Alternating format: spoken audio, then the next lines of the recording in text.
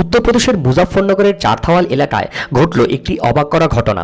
এই ভিডিওটিতে যে বানরটি আপনারা দেখতে পাচ্ছেন সেটি 3 মাসের এক শিশুকন্যাকে নিজের সন্তান ভেবে প্রায় 2 ঘন্টা ধরে কোলে নিয়ে বসে থাকে। শিশুটির মা কাছে যেতেই বানরটি আক্রমণ করতে উদ্যত হয়, ফলে এলাকায় আতঙ্ক ছড়িয়ে পড়ে। কি অবাক করা ঘটনা, তাই না? আসুন জেনে নিই কী ঘটনা ঘটেছিল সেদিন। কিন্তু এরকম আরও ইন্টারেস্টিং ঘটনা জানতে হলে প্লিজ আমার চ্যানেল সব জানতে সাবস্ক্রাইব করে দিন। ঘটনাটি ঘটে যখন শিশুটির বাবা কাজে বেরিয়ে গিয়েছিলেন। মা গুলিস্তা মেয়েকে ঘরে শুইয়ে রেখে বাড়ির কাজ করছিলেন। সে সময় চুপি চুপি একটি স্ত্রী বানর ঘরে ঢুকে শিশুটির পাশে বসে পড়ে। সেই শিশুটির মাথায় হাত বোলাতে থাকে, গাল টিপে আদর করতে থাকে।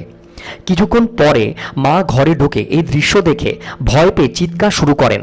তার চিৎকার শুনে প্রতিবেশীরাও ছুটে আসেন, কিন্তু হইচই শুনে বানরটি আরও উত্তেজিত হয়ে ওঠে এবং কাউকে শিশুটির কাছে যেতে দিচ্ছিল না। পরে পরিবারের লোকজন নানাভাবে বানরটিকে সরানোর চেষ্টা করলেও সে নড়েনি, এমনকি খাবার দিলেও সে শিশুটিকে ছেড়ে যায়নি।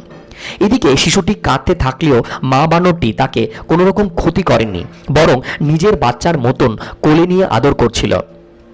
শেষ পর্যন্ত পরিবারের লোকজন পশু উদ্ধারকারীকে খবর দেন।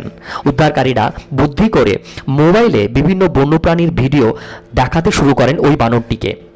ভিডিওটি দেখে বানরটি একটু কাছে আসতেই সুযোগ বুঝে উদ্ধারকারীরা শিশুটিকে দ্রুত মায়ের কোলে ফিরিয়ে দেন। পরে অবশ্য পশু উদ্ধারকারীরা জানান ওই স্ত্রী বানরটির নিজের বাচ্চা 6 দিন আগেই মারা গিয়েছিল, তাই সে এই শিশুটিকে নিজের সন্তান ভেবে আগলে রেখেছিল।